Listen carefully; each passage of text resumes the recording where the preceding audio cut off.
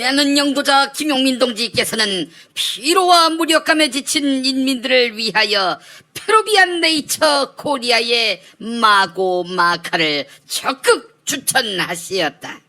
페루의 산삼으로 불리는 마카가 몸에 좋은 건 이미 잘 알려진 사실. 그 좋은 마카 중에서도 안데스 산맥의 지역을 빨아들인 페루 후닌 지역의 100% 마고 마카야말로 남녀노소 모두에게 좋은 핵무기급 슈퍼푸드라고 치솟는 칭찬을 감추지 못하시었다.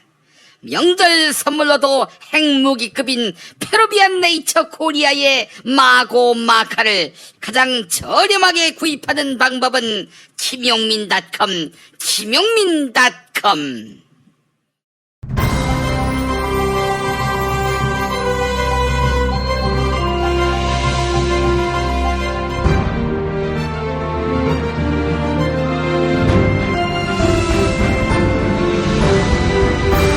2018년 8월 20일 월요일 김용민 브리핑 2부입니다.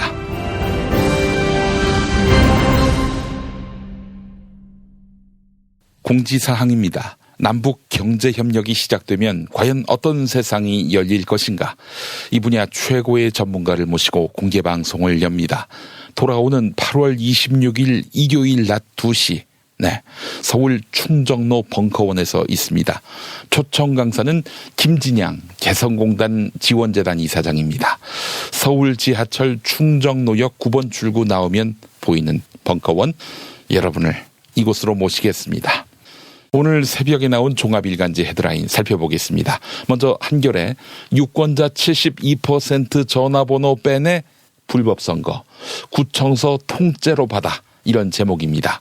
2012년 19대 총선 당시 새누리당이 구청에서 빼낸 주민 명부를 선거에 활용했다, 이런 주장이 나왔습니다. 자세한 내용은 뉴스 브리핑 코너에서 다루겠습니다. 다음은 한국일보 미래세대 디스토피아 걱정에 2030 국민연금 보험료 인상 감내하겠다, 이렇게 제목을 달았습니다. 한국일보와 만난 젊은 세대들은 국민연금의 보험료율 인상이 불가피하다는 점에 대체로 공감하고 있었는데요. 미래 세대를 위해 함께 고통분담을 하겠다, 이렇게 인식하고 있는 젊은 세대들이 적지 않았다고 합니다. 이번엔 경향신문 일자리 예산 21조 플러스 알파, 내년에는 더 늘린다. 중앙일보 장하성 청와대 정책실장 고용 참사에도 불구하고 기다려달라 발언.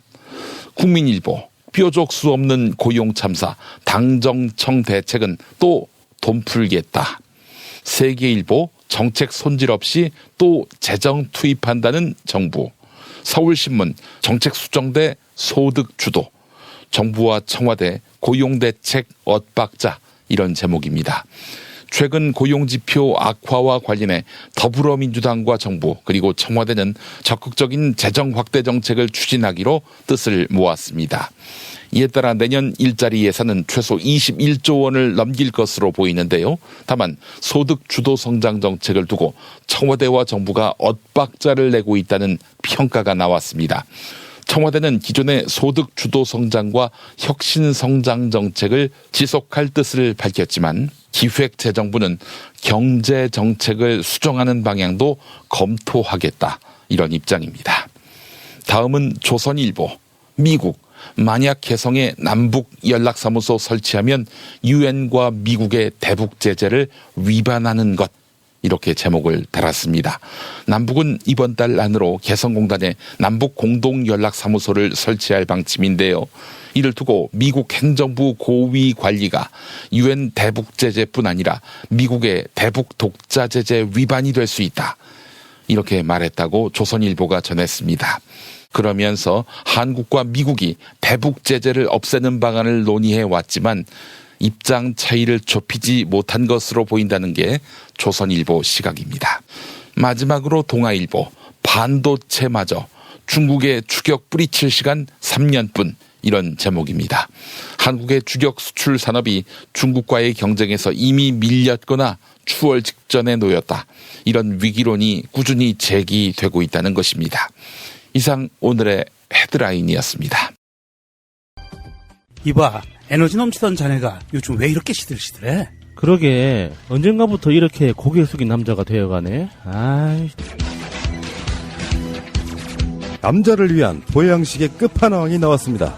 지친 남자를 깨우는 놀라운 힘, 궁금한 남자. 여보. 궁금한 남자. 네이버에서 궁금한 남자를 검색하세요. 1833-6654. 탈모인 여러분, 샴푸 살 땐 반드시 천연 99% 이상, pH 5.5, 피부 자극 1% 미만인지 확인하세요. 2, 3일에 머리 하나 더 빠지는 걸 우습게 보지만 2, 3년이면 정수리만 1000개 차이 납니다.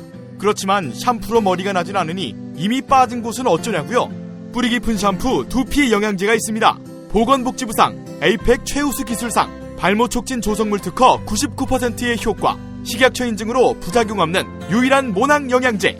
가격도 세트로 구입하시면 두피 모발, 피부 개선까지 하루 330원. 뿌리 깊은 샴푸 쇼핑몰에서 기적의 사용 후기도 검색해보세요. 1566-7871.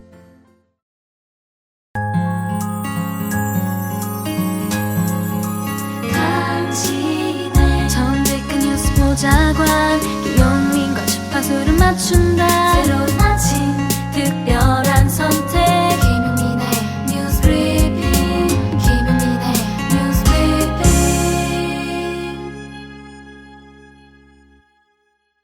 2012년 19대 총선 당시 새누리당이 활용한 것으로 보이는 서울 서대문갑 지역 유권자 명부를 한겨레가 입수했습니다. 새누리당의 한 의원실에서 일했던 전직 직원은 2011년 당시 새누리당 서울 서대문갑 이성헌 의원의 보좌관이 구청에서 빼왔다며 주민 명부를 주었다, 이렇게 말했습니다. 이렇게 빼낸 서울 서대문구 전체 유권자의 72%, 약 9만 명에 해당하는 개인정보를 새누리당 선거운동 자료로 활용했다는 것입니다. 특히 불법적으로 유권자 명부를 만드는 일은 다른 지역에서도 비일비재했다, 이렇게 강조합니다. 과거 새누리당이 수단과 방법을 가리지 않고 유권자 정보를 모으는 일을 했다는 것입니다. 또한 명부 작성에는 매크로 프로그램이 활용됐다고 이야기했는데요. 법조계에서는 공소시효가 지났다 하더라도 명백한 공직선거법 위반으로 정치적 책임을 져야 하는 위중한 사건이다, 이런 지적이 나옵니다. 네, 자유한국당 이쯤 되면 위헌정당의 수준을 넘어선 것 같습니다. 한겨레 보도였습니다. 양승태 대법원이 일제강점기 징용 피해자들의 소송을 두고 박근혜 청와대 그리고 외교부와 재판 거래를 한 정황이 속속 드러나고 있는데요. 당시 양승태 대법원장이 직접 윤병세 외교부 장관에게 법관 파견을 청탁한 정황이 드러났습니다. 2014년 초부터 당시 양승태 대법원장이 수차례에 걸쳐서 해외 공관에 파견할 법관 자리를 확보해달라, 이렇게 요청했다는 것인데요. 검찰은 이달 초 외교부에서 압수한 자료를 분석하며 이런 사실을 파악했고 윤병세 전 장관도 같은 취지의 진술을 했다고 합니다. 강제징용 재판거래 의혹과 관련해 양승태 전 대법원장이 직접 수면 위로 등장한 것은 이번이 처음입니다. 한겨레 보도였습니다. 더불어민주당의 당대표와 최고위원을 선출하는 전당대회가 오는 토요일에 열립니다. 전국 시당과 도당 대의원회 순회를 마친 당대표 후보들은 막판 표심 잡기에 몰두하고 있는데요. 지난 토요일 당대표 후보 합동연설회에서 있었던 송영길, 김진표 그리고 이해찬 후보의 발언 차례로 들어보시죠. 너무 동세해져 있습니다. 우리 당이 30대 국회의원 한 명도 없어요. 이래서야 되겠습니까? 이분들은 이미 15년 전에 원내대표, 당대표, 대선 후보, 국무총리, 부총리를 다 역임했던 사람들 아닙니까? 그렇게 사람이 없습니까, 우리 당에? 공천룰을 확정하는 당원투표에 정당 혁신에 대한 저의 중간평가도 연계하겠습니다. 만약 당원 여러분께서 신임을 받지 못하면 당대표직에서 곧바로 물러나겠습니다. 자리에 연연하지 않고. 당대표는 야당의 거센 공세를 꺾을 수 있는 춘사안 같은 단호함이 있어야 합니다. 야당 대표들 압도할 정치력이 필요합니다. 가장 필요한 것은 철통 같은 당의 단결입니다. 사심없이 당을 이끌 노래는 선장이 필요합니다. 더불어민주당은 현장 대의원 투표 45%, 권리당원 투표 40%, 국민 여론조사 10%, 그리고 일반 당원 여론조사 5%를 합쳐 새 지도부를 뽑는데요. 오늘부터 사흘 동안 당비를 납부하는 권리당원을 상대로 ARS 투표를 진행합니다. 73만 명에 이르는 권리당원은 민주당 전당대회의 최대 승부처로 꼽힙니다. 법원이 오는 금요일 국정농단 사건의 주범인 전직 대통령 박근혜 씨와 최순실 씨 그리고 안종범 전 청와대 정책조정수석에 대한 항소심 판결을 선고합니다. 1심에서 박근혜 씨는 징역 24년에 벌금 180억 원, 최순실 씨는 징역 20년에 벌금 180억 원, 안종범 전 수석은 징역 6년을 선고받았는데요. 항소심 핵심 쟁점은 박근혜 씨와 이재용 삼성전자 부회장 사이에 경영권 승계 작업을 두고 부정한 청탁이 이루어졌는지 그리고 말 3피를 뇌물로 볼 것인지 여부입니다. 이재용의 항소심 판결에서 인정된 박근혜가 받은 뇌물 액수는 36억인데요. 반면 박근혜 1심 판결에서 인정된 뇌물 액수는 73억으로 준 자와 받은 자의 뇌물 액수에 차이가 있는 상황입니다. 네, 이재용이 36억을 주었다. 이 판결은 정형식이 내린 거지요. 박근혜 씨의 항소심 재판부가 이재용 씨 항소심 재판부처럼 말 3피를 뇌물로 인정하지 않으면 박근혜 씨의 형량은 줄어들 수 있습니다. 경향신문 보도였습니다. 구직자들은 일자리를 찾지 못하고 중소기업은 인력을 구하지 못하는 상황이 여전히 심각한 것으로 나타났습니다. 중소기업 중앙회는 외국인 노동자를 고용하고 있는 중소기업 600곳을 대상으로 실태조사를 진행했는데요. 중소업체 10곳 가운데 8곳은 내국인 노동자를 구하기 어려워 외국인 노동자를 채용한다. 이렇게 답했습니다. 내국인의 높은 눈높이 때문에 내국인을 고용하기는 어렵다는 것입니다. 한편 중소기업계는 외국인 대신 조선 노동자, 즉 북한 노동자를 활용하는 방안에 기대감을 나타냈습니다. 중소업체 약 70%는 북한 노동자, 즉 조선 노동자를 활용하면 중소기업의 인력난을 완화시키는 효과가 있을 것이다. 이렇게 답했습니다. 국민일보 보도였습니다. 최근 발표된 고용지표 악화에 대한 대책을 논의하기 위해 더불어민주당과 정부 그리고 청와대가 국회에서 긴급회의를 열었습니다. 더불어민주당 김태년 정책위 의장의 회의 결과 발표 들어보시죠. 당정청은 최근 고용 부진이 매우 엄중하고 심각하다는 데 인식을 같이 하고 고용 상황이 개선 추세로 전환될 수 있도록 가용한 모든 정책 수단을 동원하여 총력 대응하기로 하였습니다. 당정청은 최근 고용 상황 부진은 업황 등 경기적 요인 이외에도 인구, 산업 등 구조적 요인과 정책적 요인의 중첩에 주로 기인한 것으로 평가하였습니다. 제조업 구조조정, 숙박, 음식업 등 자영업 업황 부진 등 경기적 요인과 함께 생산 가능 인구 감소, 주력산업의 고용 창출력 저하, 자동화 등 구조적 요인이 복합적으로 작용하고 있다고 보았습니다. 당정청은 앞으로 일자리 창출을 최우선에 두고 가용한 모든 정책 수단을 동원하여 적극 대응하기로 하였습니다. 우선 올해 일자리 사업 및 추경 사업의 집행 점검을 강화하고 4조 원 규모의 재정 보강 패키지도 신속하게 추진하기로 하였습니다. 2019년도 일자리 예산을 올해 증가율 이상으로 확대하는 등 내년도 재정 기조를 보다 확장적으로 운영하기로 하였습니다. 일자리 예산은 올해 증가율이 12.6%인데요. 이 이상으로 편성한다는 뜻입니다. 경향신문은 정치권의 규제개혁 논의는 속도를 내는 반면 경제민주화 논의는 제자리 걸음을 걷고 있다. 이렇게 평가했습니다. 촛불 정부인 문재인 정부에서 규제개혁 논의가 경제민주화 논의를 압도하는 역설적 상황이 도래했다는 것입니다. 고용과 경제 지표 악화 때문에 청와대와 정부 그리고 여당은 규제 완화를 택한 것인데요. 자유한국당이 관련 법안 처리에 나선다면 협치에 나섰다는 정치적 명분, 그리고 평소 지론인 규제 완화 요구를 관철했다는 실리를 모두 챙길 수 있다. 이런 전망이 나옵니다. 경향신문이 보도했습니다. 정부가 자영업자들의 고용보험료를 대폭 인하하는 방안을 추진합니다. 한 해 폐업하는 자영업자가 100만 명에 육박하고 있지만 고용보험에 가입해 실업급여를 받을 수 있는 이들은 200명 가운데 1명꼴에도 미치지 못하기 때문입니다. 고용노동부 고위 관계자는 내년 상반기에 구체적인 안을 마련할 계획이다. 이렇게 밝혔습니다.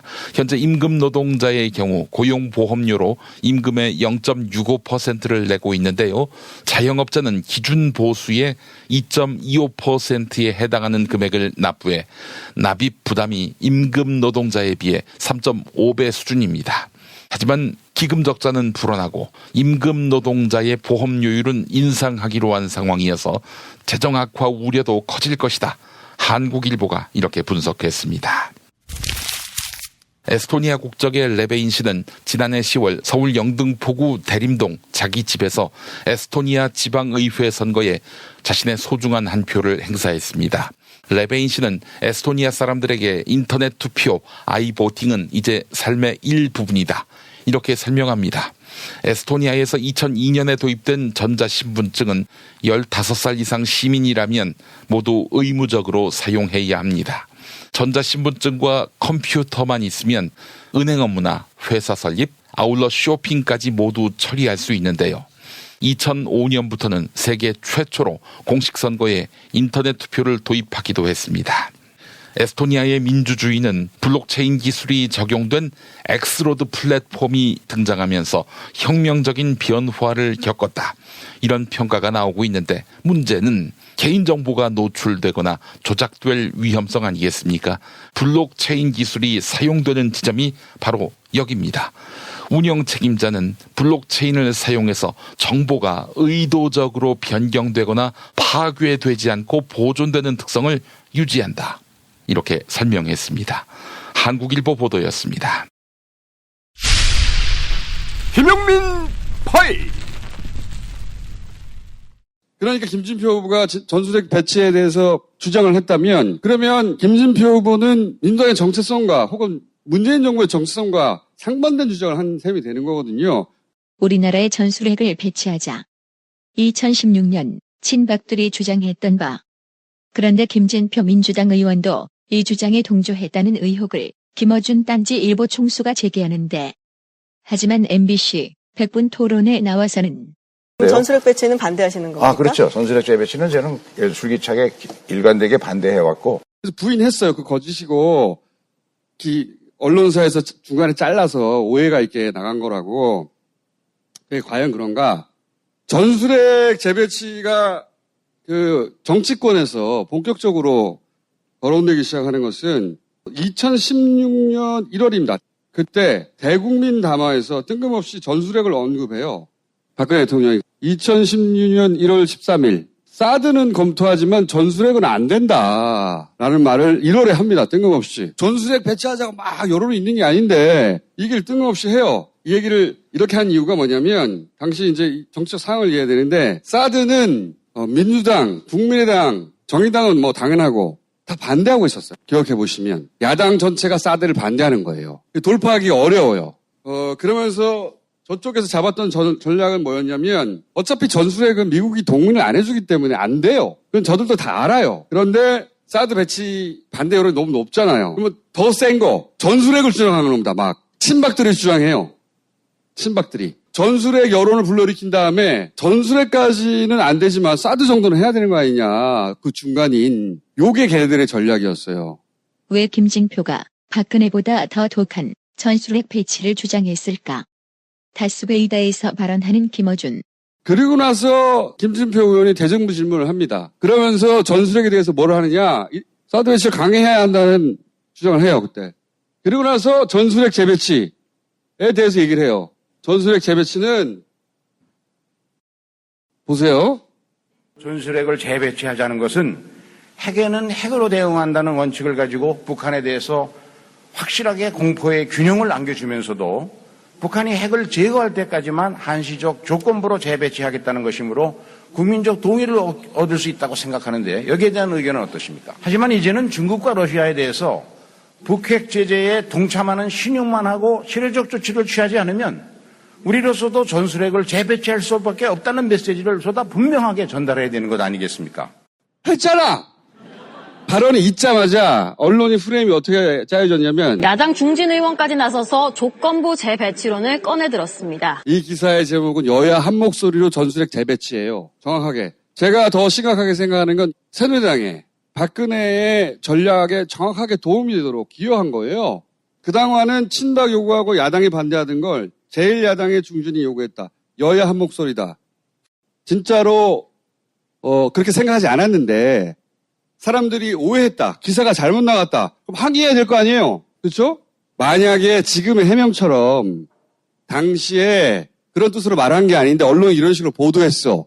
그럼 항의하죠. 항의. 그렇죠? 그런데 그런 항의 기사는 없어요. 반면 어떤 기사가 있냐면 언론들이 물어보면 다시 얘기해줘요. 지금은 공포 균형이 필요한 때로서 핵무장 허용 필요하다. 김어준은 김진표에게 왜 거짓말을 하느냐고 추궁. 전술핵 재배치가 자신의 소신이라면 그것들을 인정한다 이거지. 그런 색깔을 가진 사람도 있을 수 있잖아. 근데 해놓고 안 했다고 그러잖아. 그리고 그 당시에 그 발언이 당시 전국의 흐름 속에서 어떻게 쓰일지 몰랐다면 무능한 겁니다. 너무 뻔한 건데. 다시 볼까요? 정답은 전략자산의 전진 배치인데 전략자산의 전진 배치를 이끌어내야 되는데 그때 한참 여당 쪽에서 전술핵 재배치 얘기를 강조를 해서 전술핵 재배치가 갖고 있는 여러 가지 문제들을 하나하나 짚어가면서 총리에게 물었고 그것을 답변하는 과정에 그 부분만을 가지고 아마 어느 언론에서 잘못 보도된 거를 보신 것 같은데요. 전술핵 배치는 반대하시는 겁니까? 아, 그렇죠. 전술핵 재배치는 저는 줄기차게 일관되게 반대해왔고. 그러니까 저는 자기 정체성으로 장사하라는 거예요. 기본적으로. 나머지 두 후보가 주장하는 것이나 그들이 가진 정치적 정체성이나 정책이 마음에 안 들면 그 양반들을 지지하지 않으면 돼요. 근데 그 양반들은 자기 걸로 장사하거든. 이 양반은 왜 자기 걸로 장사하지 않느냐는 거지. 그러나 김진표는 전술핵 배치 주장을 한 바 없다고 끝끝내 강조. 그렇다면 누구 말이 맞을까? 2016년 9월 21일 국회 본회의장에서 있었던 문제의 질의 내용을 단 1초도 빼지 않고 들려드릴 테니 여러분이 판단해보세요. 최근 핫이슈가 되고 있는 독자 핵무기 개발론, 이것은 NPT 탈퇴로 인한 국제사회로부터 받는 경제 제재, 원전 의존도가 30%에 달하는 에너지 수급 현실에서 한미 원자력 협정 폐기에 따라서 겪게 될 상시적인 블랙아웃, 일본과 대만의 핵무장을 이야기하는 핵도미노 등의 이유로 사실상 불가능한 얘기 아닙니까? 지금 그런 얘기가 나올 정도까지 된 이런 점에 대해서는 충분히 이해를 합니다. 다만 핵무기 없는 세상의 비전, 이것이 우리 한반도에서 이루어지고 시작되고 이루어져야 된다. 이런 것이 정부의 입장입니다. 이런 입장은 변함이 없습니다. 따라서 핵 비확산에 대한 국제 의무를 철저하게 준수하면서 원자력의 평화적 이용을 적극 노력하는 이런 기본 스탠스를 유지하고 있습니다. 그렇지만 91년도 12월에 남북이 함께 발표한 한반도 비핵화 공동선언, 이게 이미 사실상 사문화된 상황에서 단계적으로 아주 한시적으로 조건부로 전술핵을 재배치하자는 것은 핵에는 핵으로 대응한다는 원칙을 가지고 북한에 대해서 확실하게 공포의 균형을 안겨주면서도 북한이 핵을 제거할 때까지만 한시적 조건부로 재배치하겠다는 것이므로 국민적 동의를 얻을 수 있다고 생각하는데 여기에 대한 의견은 어떠십니까? 기본적으로 여러 번 말씀드리는 것 같이 한반도의 비핵화, 이것이 기본적인 입장입니다. 우리는 한미 상호 방위 조약에 의해서 핵우산을 함께 하고 있습니다. 최근에 미국도 핵우산을 포함한 확장 억제 이것을 비롯한 한미 상호 방위 조약에 입각한 모든 조치를 취해 나가겠다고 밝힌 바가 있습니다. 이런 양국 간의 공조를 통해서 대응을 하겠다는 것이 지금 정부의 입장입니다. 물론 전술핵 재배치가 중국과 러시아의 강력한 반발을 부를 것이 뻔하고 또 한반도 비핵화 명분을 상실하는 등 이럴 것도 많습니다. 하지만 이제는 중국과 러시아에 대해서 북핵 제재에 동참하는 신용만 하고 실효적 조치를 취하지 않으면 우리로서도 전술핵을 재배치할 수밖에 없다는 메시지를 보다 분명하게 전달해야 되는 것 아니겠습니까? 미국을 향해서도 북핵 능력은 나날이 증가하는데 한미동맹의 방어력이만 현상 유지시킬 수 있느냐? 전술핵 재배치가 필요하다. 이렇게 요구해야 한다고 생각합니다. 만약에 미국이 응하지 않는다면 사드는 북핵에 대해서 제한적 방어력밖에 없지 않느냐? 그렇다면 최소한도 우리의 비대칭 전력을 극대화하기 위해서 보다 강력한 미국의 협조가 필요하다. 이것을 응해달라라고 요청해야 되는 것 아닙니까? 미국과 충분한 협의들을 해 나가면서 우리 안보를 지키기 위한 구체적인 방안들을 마련을 해 나가도록 하고 있습니다. 스페이드 퀴즈입니다. 돌잔치, 채순잔치, 가게 홍보, 체육대회, 창사기념일. 정답! 기념품! 문제를 끝까지 들으셔야죠. 이럴 때 사용하는 판촉물이나 기념품, 답례품, 단체 선물 등을 취급하는 전문업체로서 국민을 위해 제대로 일하는 언론과 정당에 후원을 하는 판촉물 전문업체는 어디일까요? 정답! 네피알! 네? 어디라고요? 네피알! 네, 정답입니다. 판촉물이나 단체 선물이 필요할 때 이왕이면 우리 편 회사 네피알을 찾아주세요. 인터넷 검색창에 네피알을 치시거나 032-519-4800으로 전화주시면 친절하게 상담해드립니다. 그런데 상품은 뭔가요? 네피알에 가서 고르세요. 3만 가지가 넘는 물품이 있어요. 다이어트는 결국 먹는 게 문제다! 문제긴 하지. 매끼 식단 챙기기도 번거롭고 빼도 금세 다시 찌고. 아직도 몰라? 비타샵 다이어트를 해봐. 안 그래도 궁금했는데 어떻게 뺀 거야? 몇 개월 한 거야? 몸에는 안 나빠? 물어 뭐래. 비타샵 가봐. 같이 해. 1522-6648 혹은 비타샵을 검색해주세요. 올해는 책의 해라고 하지요. 오는 9월 수원 행공동이 책 놀이터로 변신합니다. 전국의 지역 출판사들이 만든 맛깔난 책들이 한자리에 모이고 어린이 책 난장, 누구나 책방, 북 아트마켓에서 나만의 힙한 아이템을 찾을 수 있는 곳. 온 나라 지역 책들의 한마당 2018 수원 한국지역 도서전이 9월 6일 행공광장에서 시작됩니다. 책과 함께 놀아볼까요? 이 캠페인은 사람이 반가운 도시 휴먼시티 수원과 함께합니다.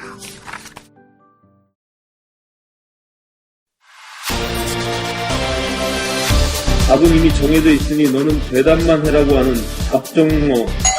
아닌데. 답은 정치인데 너만 몰라. 이건데.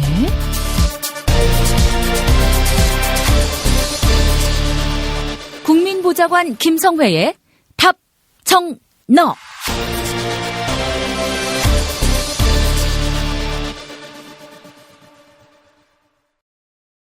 탈모는 막아주고 빠진 머리는 다시 나게 하는 18,000원짜리 뿌리 깊은 샴푸 두피 영양제. 돈 많이 들고 효과 없다고 포기하신 분들 딱 한 달만 뿌려보시기 바랍니다.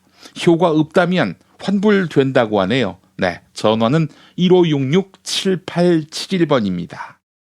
이제 답정너로 이어갑니다. 국회 더불어민주당 손혜원 의원실 김성회 보좌관 만나겠습니다. 김 보좌관님.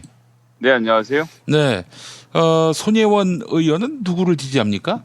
손혜원 의원은 강한 당대표를 지지합니다. 아, 그래요? 강 씨가 없는 것 같은데, 후보 중에. 네, 강한 사람을 지지하기 때문에, 예.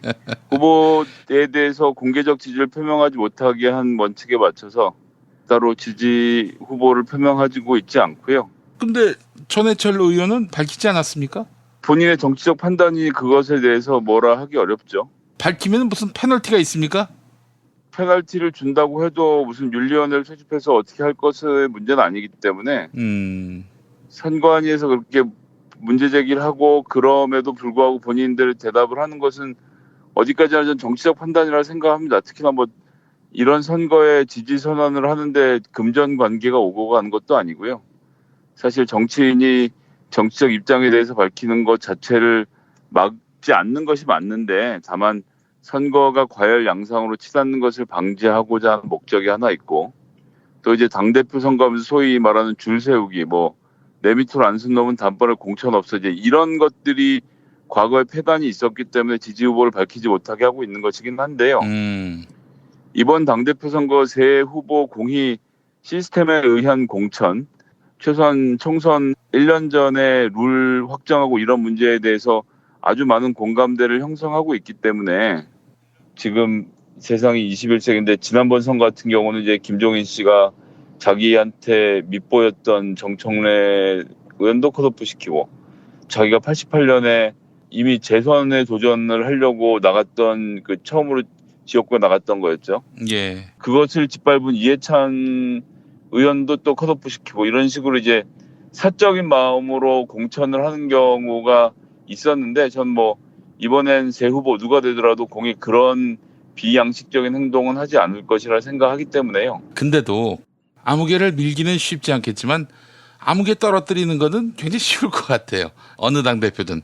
뭐 당대표에게 아예 힘이 없다고 할 수는 없지만 제가 조금 전에 말씀드린 대로 새 후보 공히 정무적 판단에 의한 사적 공천이나 공천 배제에 대해서는 하지 않겠다라고 선언을 해놓은 상태이기 때문에 만에 하나 실제 선거 기간에서 그런 일이 일어난다면 뭐 그것은 당원들의 아주 격렬한 반발을 불러일으킬 것이고요. 이제 조금씩 시스템이 자리를 잡아가는 마당이니까 그건 좀 지켜봐야 할 것 같습니다. 근데 이제 그 이야기를 하다 보니까 그 말씀 꼭 드려야 되겠는데 그것이 뭐 권리당원 경선이든 대의원 경선이든 뭐 일반 50% 성능 경선이든 민주주의로 하는 것이 제일 좋지 않겠냐라고 쉽게 생각하실 수 있는데 그런 식으로 경선을 그냥 다 해버리면 현역 의원들의 교체율이 현저하게 낮아진다는 점 어디를 가도 현역 지역위원장, 현역 의원이 유리한 것이 인지상정입니다. 물론 5선, 6선 되고 또 무슨 문제를 일으켰고 뭐 이런저런 교체 요인이 있는 곳이야 뭐 그럴 수도 있겠다 싶지만 그래도 4년 내내 지역구 갈고 닦고 권리당원들 모집하는데 가장 크게 신경 쓰고 있고 그 지역에 가장 큰 조직을 갖고 있는 사람들이 지역위원장하고 국회의원들이기 때문에요.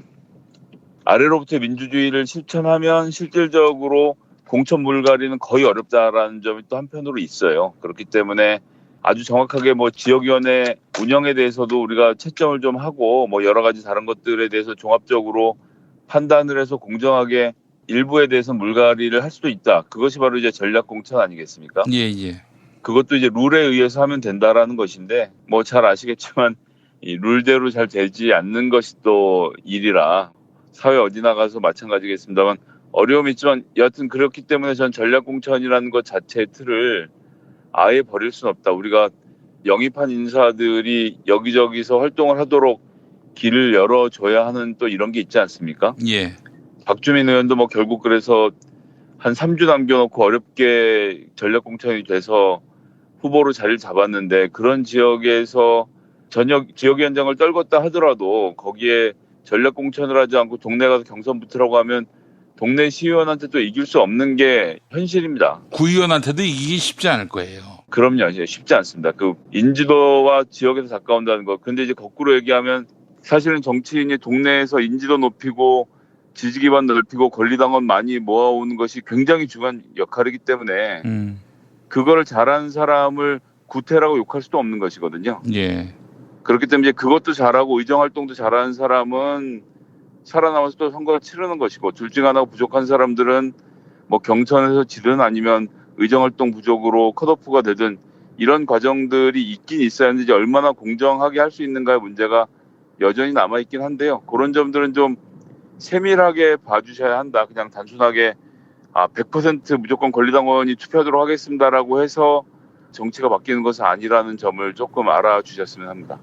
일단 그렇고 이제 오늘부터 권리당원 투표가 시작이 됐습니다. 오늘하고 내일 이틀 동안 전화가 걸려올 것이고요. 예. 이틀에 걸쳐서 4번 동안 전화를 못 받으신 분에 한해서는 문자로 다시 안내가 들어옵니다. 그래서 그 문자 내용대로 해서 전화를 직접 거는 방식으로 수요일에 하루 동안 투표를 하실 수 있다는 점. 그래서 권리당원들 투표율이 50%를 넘기가 사실 좀 힘든 것 같아요. 권리를 주장하려면 또 투표율이 높아져야 한다는 것이 또 되게 중요합니다. 그렇기 때문에 권리당원으로 등록해 두신 분들 아마도 오늘 문자들을 다 받으셨을 걸로 알고 있는데요. 안내 문자를. 그래서 내일하고 내일 모레 이제 02에서 전화가 걸려갈 겁니다. 02로 걸려가는 전화, 뭐 전화번호 복잡하니까 제가 설명 안 드리겠지만 02에서 오는 전화를 꼭 받으시고 거기에 맞춰서 투표를 하셔야 하는데 당대표 1명, 최고위원 2명 이렇게 3명의 투표를 다 맞춰야 유효표로 인정이 됩니다. 난 당대표 선거만 관심 있어 그러고 당대표 투표하고 딱 끊어버리시면 그 표는 그냥 날아가는 겁니다. 아하. 인정받지 못하기 때문에 예. 그 투표가 끝났다는 얘기가 나올 때까지 끝난 것이 아니니까 ARS 설명에 따라서 투표하시면 되고요. 모든 후보는 기호순으로 호명하게 되어 있습니다. 기호를 듣고 마음먹으신 후보를 투표를 꼭 해서 3명 투표를 마친 다음에 전화를 끊어주셔야 투표가 완성된다는 점 다시 한번 꼭 말씀을 드리겠습니다. 아, 그렇군요. 최고위원에 대해서 관심이 없는 분들 그냥 끊으면 큰일 나겠네요. 예, 그렇습니다. 그냥 끊으시면 안 되고 그래서 오늘은 뭐 당대표 선거가 지금 뭐 워낙 논쟁이 많이 벌어져 있고 뭐 후보마다 특색이 강하기 때문에 저는 지금 주어진 정보로도 충분하게 본인이 원하시는 후보를 선택하실 수 있다 생각을 해서요. 당대표에 대해서는 별도로 말씀 안 드리겠고 최고위원에 대해서 오늘 좀 설명드릴까 하는데요. 예. 일단 최고위원이 무슨 일을 하는지부터 설명을 드리면 일주일에 3번 월수금 최고위원 회의가 있습니다. 최고위원 회의는 공개와 비공개로 나뉘어지는데요. 공개 최고위원 회의는 뭐 일종의 말싸움인 겁니다. 우리 당의 말번지대를 나가서 상대당 혹은 우리의 정책에 대해서 설명하고 최고위원회라면 뭐 기자들 한 100에서 150명씩 모이거든요. TV, 뭐 팬, 인터넷 할 것 없이 다 모이기 때문에 예. 그 자리를 통해서 말을 쭉 할 수 있는 기회가 생깁니다. 최고위원회 들어오는 분은 일단 당대표, 그 다음에 국회의원들 안에서 뽑은 원내대표, 이게 2번이고요. 예. 3번 자리가 최고위원 1등 당선자 해서 5번까지 1, 2, 3, 4, 5등이 앉게 되고요. 그 다음에 이제 당대표가 지명하는 지명직 최고위원이 2명 있습니다. 그래서 그 2명이 또 들어오게 되고 지금 뭐 제가 확약해서 말씀 못 드리겠는데 세 후보 전부 1명은 노동계 인사에게 지명직 최고위원을 주겠다 아마 이렇게 말씀을 하셨던 걸로 제가 기억을 하고 있고요. 뭐 정확하지 않기 때문에 다시 한번 확인해서 말씀드리겠습니다만 여하튼 그렇게 해서 지명직 최고위원 2명, 예전 같은 경우는 예를 들어 문재인 대표 때는 이용득 최고위원하고 추미애 최고위원을 지명직으로 임명해서 당을 운영을 했죠.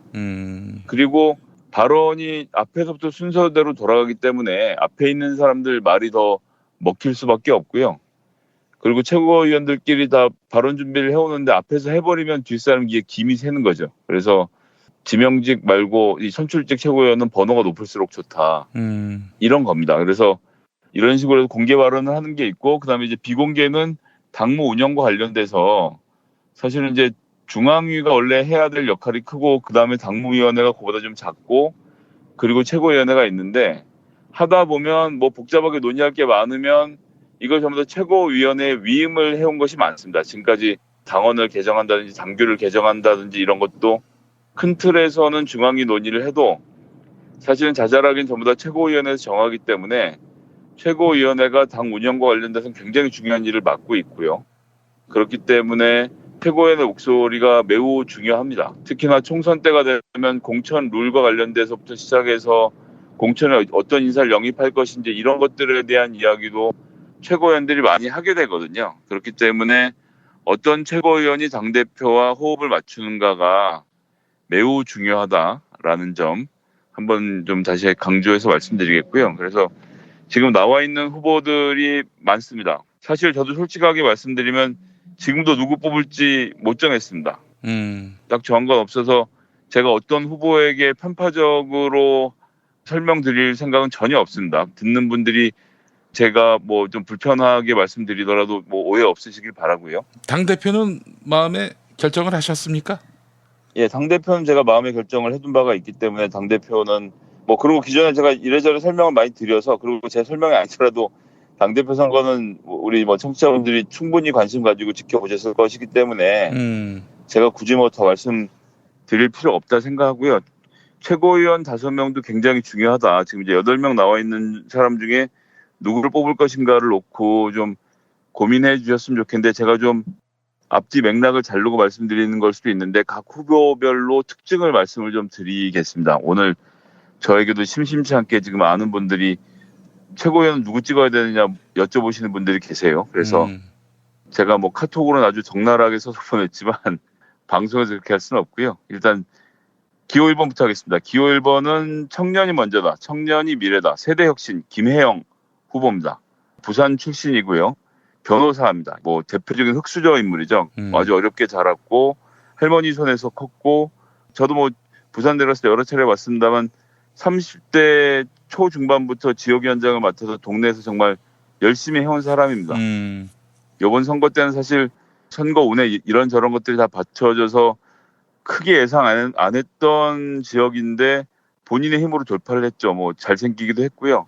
그래서 아시다시피 이제 여기가 이제 최연소고 청년으로서의 강점이 있습니다. 그래서 청년위원회를 강화하고 이런 점에 주안점을 두고 있다는 것. 그래서 민주당에게 김혜영 의원이 최고위원이 되면 젊은 층들이 청년층을 대변하는 목소리를 강하게 요구를 하는구나. 이런 것을 절감하게 만들 사람입니다. 그래서 청년층이 더 많이 필요하다 생각하신 분들은 뭐 저는 김혜영 후보 추천드리고요. 그다음에 기호 2번은 이 사람들 중에서는 제일 유명한 사람일 것 같습니다. 힘없는 자들의 힘. 박주민 후보입니다. 예, 뭐 박주민 의원은 뭘 설명드릴 게 별로 없죠. 다 잘 아시는 약자들과 소외된 자들을 위해서 헌신하겠다라고 해서 등장했고 네. 그것에 맞추어서 그것에 부족함 없이 지금까지 의정 활동을 아주 열심히 해오고 있는 사람이고 지금까지 뭐 여론조사 결과로 놓고 보면 최고위원 중에서는 계속 1등을 차지하고 있습니다. 세월호 문제 해결이라든지 이제 을지로위원회 이런 쪽에 활동이 강화됐으면 좋겠다 생각하시면 저는 뭐 박주민 추천드릴 수 있겠다 생각하고요. 기호 3번은 설훈 후보입니다. 중심을 잡을 사람 듬직한 설훈. 해서 노익장을 과시하는 설훈 의원은 일단 말번지가 있습니다. 뭐 굉장히 전투적이고 아직도 굉장히 짱짱한 사람이고요. 그다음에 이제 민평년 소속이라고 해서 뭐 어떤 분들에게는 좀 불편하게 접근이 되는 경향도 있습니다. 근데 이것도 역시 당의 역사 안에 있는 건데요. 민평년이라는 조직을 처음 만들 때만 해도 민주당이 호남 인사들 일색이었거든요. 예. 그런 상태에서 제야에서 대거 민주당으로 정권을 바꾸고 정치를 바꾸기 위해서는 그전에 이제 무슨 뭐 시민 걸기를 하니 혁명을 하니 이런 논의들이 많았지만 민평년이 제야에서 민주당으로 입당할 시기에는 민주당을 통한 집권이 현실적 대안이고 이것이 가장 중요하다라는 것에 동의를 했고 그래서 뭐 김근태 의장을 중심으로 해서 제야 세력이 뭐 그때 뭐 이부영 뭐 등등해서 옛날 분들은 좀 기억이 나실 텐데요. 그렇게 해서 입당을 해서 하나의 분파를 형성을 한 겁니다. 그렇기 때문에 여기는 민주당 내 진보적인 섹터를 담당하고 있고요. 네. 이걸 이제 뭐 험하게 말하면 이제 구좌파가 되고 좌적패가 되는 건데 그렇게 생각하시는 분들은 뭐 전 있을 수 있다 생각합니다. 그리고 실제로 진보적인 주장을 하지만 진보적인 주장이 30년째 바뀌고 있지 않은 측면도 사실 있습니다. 제가 보기에도. 그렇기 때문에 이제 그런 것들이 불편하신 분들에게는 뭐 선택지가 아닌데 어쨌든 민주당이 좀 더 진보적으로 가야 하고 그리고 이제 통일 문제에 대해서 많은 관심을 가져야 하고 진보 진영의 전통적인 아젠다에 집중해야 된다고 생각하시는 분들은 설훈 의원이 대안이 될 수 있을 것입니다. 그렇고 기호 4번은 박광원 의원입니다. 뭐 박광원 의원 잘 아시다시피 재선 의원이고요. 수원에서 국회의원을 하고 있고 MBC 기자 출신. 예, MBC 기자 출신입니다. 그리고 뭐 문재인 대통령이 아주 신뢰하는 정치인 중에 하나라고 생각하고요. 활발한 트위터 활동 등을 통해서 문재인 지지자 그룹으로부터 아주 열광적인 지지를 끌어내고 있죠. 그런 소통에 매우 능하고 뭐 기억하시는 분들 계시겠습니다. 그 따님도 예전에 트위터를 해갖고 선거 때 아버지에게 효도를 많이 했던 그런 주인공 중에 하나죠. 그래서 소통에 대해 매우 장점이 있고 시정 활동에서도 매우 합리적이고 원하는 측면이 있다. 그래서 뭐 그런 점들을 고려했으면 좋겠던 분들에겐 또 적격일 것 같고요. 기호 5번 나라다운 나라 든든한 지방정부 황명선 후보는 상대적으로 덜 알려져 있습니다. 예. 이 양반 논산시의 삼선 시장이거든요. 네. 그래서 그 역할로 봤을 때는 좀 알려졌어야 하는데, 그런데 사실은 자치단체장들은 지명도가 높지 않기 때문에 어려운 측면이 좀 있고, 대의원들이나 권리당원들 사이에서도 국회의원하고 자치단체장이 같이 후보로 나오면 자치단체장은 조금 무시당하는 경향이 있습니다. 예. 그런 측면에서는 조금 지금 약세인 측면이 있는데요. 근데 이제 다른 한편으로는 지방자치가 강화되어야 한다는 시그널을 줘야 한다고 생각하시는 분들에게는 아주 최적의 선택지입니다. 이 황명선 논산시장이 최고위원으로 당선되면 최고위원 내에 지방자치, 지방정부의 역할이 매우 중요하게 될 것이고, 이런 분이 당선되는 것 자체가 당에게 그런 메시지를 주는 거죠. 너희들이 지방자치, 지방정부의 분권에 대해서 더 큰 신경을 써야 된다는 메시지를 주는 측면이 있기 때문에 그런 사람이 필요하다고 생각하시는 분들에게는 최적의 선택지가 될 것입니다. 그 기호 6번 박정 의원, 초심 열심 뒷심으로 100년 민주당을 만들겠습니다. 아시는 분들은 아실 텐데 박정어학원의 그 박정 의원입니다. 그래요? 예, 굉장히 크게 하죠. 뭐 이제 사업적으로는 아주 성공한 사람이고, 넘사벽인 김병관 의원, 주식으로 이제 1,000억이 넘는 부자인 김병관 의원을 제외하면 민주당 내에서 가장 돈이 많은 국회의원입니다. 예. 그 사무실에 일하는 보좌관들한테도 얘기 들었는데, 뭐 정치자금 후원금을 걷기도 약간 좀 그런 게 있지 않습니까? 그래서 모든 비용을 박정 의원이 거의 동호태 되다시피 하면서 의정활동을 지금 하고 있고요. 보기와는 달리 파주 지역에서 아주 오랫동안 민주당의 세를 키우기 위해서 아주 노력을 해온 인물입니다. 파주 지역도 두 군데가 있는데요.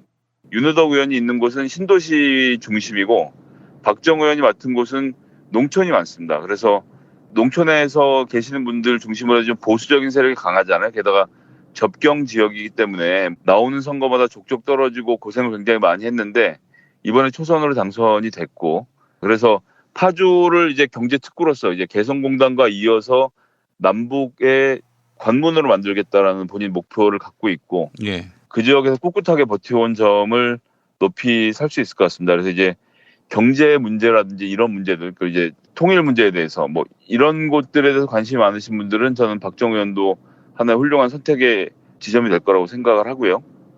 그다음에 이제 7번과 8번은 남인순, 유승희 의원입니다. 예. 이 두 분은 사실은 굉장히 불리한 것이, 여성 의원이 한 사람은 무조건 최고위원회에 들어갈 수 있도록 규칙이 왔다 갔다 했는데 결국은 그렇게 확정이 됐지 않습니까? 들어가기로. 네, 들어가기로 돼서 이 두 분은 그런 점에서 상대적으로 또 불이익을 보고 있는 겁니다. 안 찍어줘도 어차피 한 사람은 될 거잖아 라는 설득을 하는 그 대상이 되는 거죠. 그래서 두 사람이 전부 다 1등, 3등 이렇게 들어오긴 제가 보기엔 쉽지 않아 보이고, 결론적으로는 한 사람이 자력으로 5등에 들어오거나 아니면 두 사람 중에 고득점자 한 사람이 최고위원으로 들어온 방식으로 될 가능성이 높다. 그래서 본인들이 갖고 있는 정치적 역량에 비해서 좀 폄하되는 것이 좀 안타까운데요. 선거 제도에 대해서는 앞으로 좀 더 많은 논의를 해야 될 거라 생각을 합니다. 어쨌건 남인순 후보는 보건복지 소속으로 계속 꾸준하게 활동을 해오고 있고, 또 여성 문제, 여성위원회도 같이 하면서 이 여권 신장 문제에 대해서 본인의 스페셜티를 가지고 열심히 하고 있는 의원이기 때문에 민주당에서 앞으로 여성 문제에 대해서 더 많은 목소리를 내고 다뤄야 된다고 생각하시는 분은 남인순 의원이 그런 하나의 선택지가 될 거라 생각을 하고요. 마지막으로는 여성힘 강한 민주당 유승희 의원은 2015년에 이미 최고위원 한 번 한 적이 있죠. 예. 그리고 이제 여성위원장 출신입니다. 뭐 남인순 의원도 여성위원장 출신인데 제가 알기로는 남인순 위원장이 먼저 했고 유승희 의원이 최근에 했기 때문에, 유승희 의원은 그래서 이제 여성위원회를 중심으로 해서 전구의 조직이 매우 좀 탄탄한 편입니다. 거기에 지지세를 받고 있고, 이제 그것을 기초로 해서 지금 선거운동을 하고 있는데요. 여기 이제 방통위와 관련돼서 또 이 과학기술부와 관련돼서 상임위 오랫동안 해왔고, 그리고 또 마찬가지로 여성 문제에 대해서 목소리를 낼 수 있는 의원이라는 점이 강점이라고 하겠습니다. 그래서 이제 그런 점들에 대해서 민주당이 이 여성 문제에 대해서 좀 더 신경을 썼으면 좋겠다라고 생각하시는 분들에게는 또 유승희 의원이 하나의 선택지가 되지 않겠나 싶습니다. 그래서 이렇게 해서 8명이 나왔고, 권리당원들은 2명을 투표하실 수 있습니다. 1명이 아니고 2명. 2명을 투표를 하실 수 있고, 2명을 투표한 결과들을 다 집계를 해서 거리대당원 ARS 투표가 끝나고 나면 그 다음에 이제 일반인 여론조사를 할 거거든요. 목금 일반인 여론조사를 하고 토요일에 마지막으로 45%를 차지하는 대의원들 투표를 하면 이것이 다 완성되게 됩니다. 그래서 일주일 더 남았는데요. 남은 기간 동안 후보들이 이제 네거티브는 좀 자제하고 서로 상생하는 가운데 선거운동을 했으면 좋겠다라는 말씀. 지지자분들도 마찬가지입니다. 본인 좋아하는 후보를 좀 더 치켜 세워주시고 본인 싫어하는 후보에 대해서는 그냥 좀 지지하는 사람들이 따로 있으니까 그 사람들 이야기하게 좀 놔둬주시면 네. 사실 선거라는 것이 뭐 필수 물가결하게 네거티브가 있고 서로 논쟁이 벌어지고 뭐 사이가 벌어지고 합니다. 그걸 뭐 막을 수도 없고 그게 선거의 본질이기 때문에 그거 자체를 아예 중단시킬 수는 없는데 그런 가운데서도 또 정말 민주당을 사랑하는 지지자분들이시라면 그래도 조금은 고려를 해주시면 좋지 않겠나라는 부탁을 마지막으로 좀 드리고요. 이렇게 해서 최고위원 선거 투표들 잘 진행해 주셨으면 감사하겠습니다. 네, 그래요. 전 사실 2004년부터 이런 민주개혁 계열의 정당 선거를 쭉 지켜와 보면서 저도 뭐 이 사람은 돼야 하고 이 사람은 절대 돼서는 안 된다. 이런 입장에 서보기도 하고 말이죠. 그랬는데 뭐 지금 한 10수년 지나 보니까 다 훌륭한 분들이긴 한데 너무 큰 기대를 갖는 건 문제 아니겠는가. 뭐 그런 생각을 요즘 또 가져봐요. 그러니까 한국 정치가 대통령도 사실 권한이 한정돼 있는데 여당 대표가 할 수 있는 일이 뭐 얼마나 있겠는가 하는 생각도 들고. 그래서 사실은 저는 권력이 주어졌을 때 그 권력을 선용할 줄 아는 뭐 선용을 떠나서 일단 이용할 줄 아는 그런 지도자가 누구인지를 좀 주목해 보는데 말이죠. 이번에 나온 후보들이 그런 분들이었으면 좋겠다는 그런 마음을 갖습니다. 네, 뭐 아직도 관료들이 많은 힘을 갖고 있는 나라이기 때문에 부족한 가운데서 해나가야 하는 게 참 쉽지는 않습니다. 변명처럼 들으실 수 있겠지만 그런 점이 현실적으로 좀 존재한다는 것을 이해해 주시고요. 뭐 되는 것 열심히 또 정치 입법부에선 입법부 역할을 하도록 노력해야겠죠. 그런 시작이 되는 것이고 더불어민주당이 다음번 2020년 총선 승리를 위해서 첫발을 내딛는 아주 중요한 선거입니다. 그래서 많은 분들 좀 많은 관심 가져주시고 지켜봐 주시고 응원해 주셨으면 좋겠습니다. 네, 좋은 결과가 있기를 바라고 또 좋은 당대표가 선출이 돼서 기운이 많이 빠져 있거든요. 지지자분들이 이분들에게 또 힘을 실어줄 수 있고 또 그렇게 해서 우리 한국 정치가 수구 구태 세력에게 계속 밀리는 상황이 지속되지 않기를 노고를 아끼지 말아 주셨으면 좋겠다는 생각 마지막으로 덧붙여 봅니다. 네, 김성애 보좌관님 말씀 잘 들었습니다. 네, 감사합니다. 큰맘 먹고 떠나는 제주 여행, 제주 렌트카 대여 협동조합과 함께하세요. 제주 렌트카 대여 협동조합은 제주도 내 렌트카들을 한자리에서 예약할 수 있고 정직한 가격에 신차를 우선 배치해드립니다. 홈페이지 jercr.co.kr이나 전화 064-713-2435로 연락주세요. 우토로 마을에는 태평양 전쟁 당시 군 비행장 건설을 위해 강제 동원된 조선인들의 아픈 역사가 있습니다. 우토로 평화기념관 건립을 위해 당신의 참여가 필요합니다. 기억할게 우토로 캠페인 아름다운 재단. 생활인을 위한 꿀팁. 집 두 채에 월 10,000원 화재보험 카페. 화재 배상, 심지어 도난 피해까지. 여기에 더해 가전제품 고장 수리비까지. 연중 무휴라 언제든 02849-9730. 허리가 아파요. 아랫배가 나와요. 골반이 바로 서야 건강도 아름다움도 바로 섭니다. 바디로직을 입으세요. 토크밴드의 입체적인 탄력이 틀어진 골반을 바로잡습니다. 간편하고 확실한 골반 교정 타이즈 바디로직. 노력한 만큼 내어주는 자연. 그 자연의 마음을 알기에 정성농장 홍삼. 검색창에서 정성농장 홍삼을 검색해주세요. 010-9754-6972.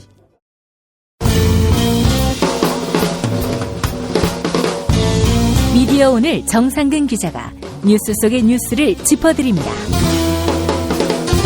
정상근 기자의 오늘 미디어.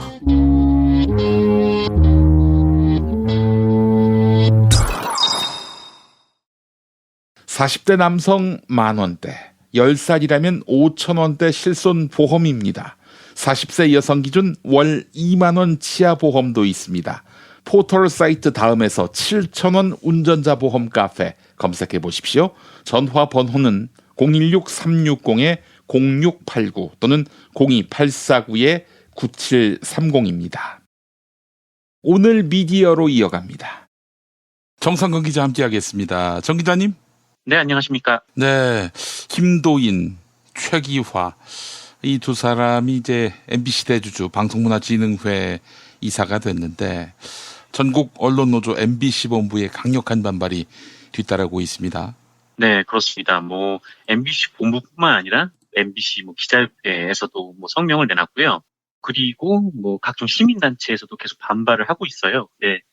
이게 그냥 처음에는 단순히 김도인, 최기화 이 두 사람의 좀 초점이 맞춰져서 자유한국당이 이런 사람을 추천했다, 밀어붙였다 이런 의혹이 제기가 됐었는데 최근 그 의혹이 좀 사실로 드러나면서 이게 전선이 방통위까지 넓어지고 있는 그런 상황인 것 같습니다. 그러니까 김성태가 꽂았다는 거 아니에요? 최기화하고 김도인을. 네, 맞습니다. 그게 이제 전국언론노조 MBC 본부의 의혹 제기 중에 하나였는데 이게 공식 확인이 된 거죠. 지난주 목요일에 있었던 일이었는데 시민사회단체들이 이효성 방송통신위원장을 방문한 자리에서 이효성 방통위원장이 최기화, 김도인 두 사람 이사 선임에 김성태 자유한국당 원내대표의 개입이 있었다. 이렇게 폭로인지 아니면 폭로하려고 한 게 아닌데 폭로가 된 건지 그건 모르겠지만 어쨌든 그런 폭로가 있었습니다. 이효성 방통위원장이 이렇게 얘기를 했었어요. 정치권의 관행, 특정 정당의 행태를 모두 무시할 경우 일어날 파장과 정치적 대립 관계를 생각하지 않을 수 없었다. 이런 얘기였는데 그러니까 한마디로 이 김성태 원내대표가 이 두 사람을 임명하지 않으면 앞으로 엄청난 파장이 일어날 거다. 정치적으로 대립이 엄청날 거다. 이런 식으로 이 협박을 했다. 이렇게 들리는 상황이죠. 사실 이 방송문화진흥회 이사 구성이 여야가 각각 내려보낸 이사 6대3으로 이루어져 있었거든요.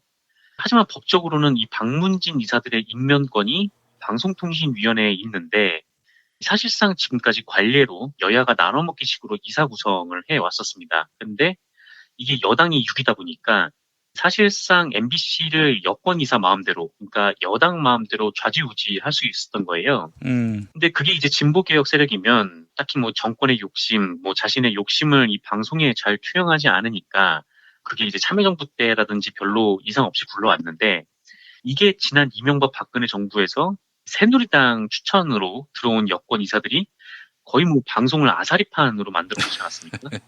그렇죠. 그래서 이제 그때도 아니 이런 식으로 정치권이 그것도 이제 여당이 승자 독식을 이용을 해서 이사회를 다 먹으면 되냐?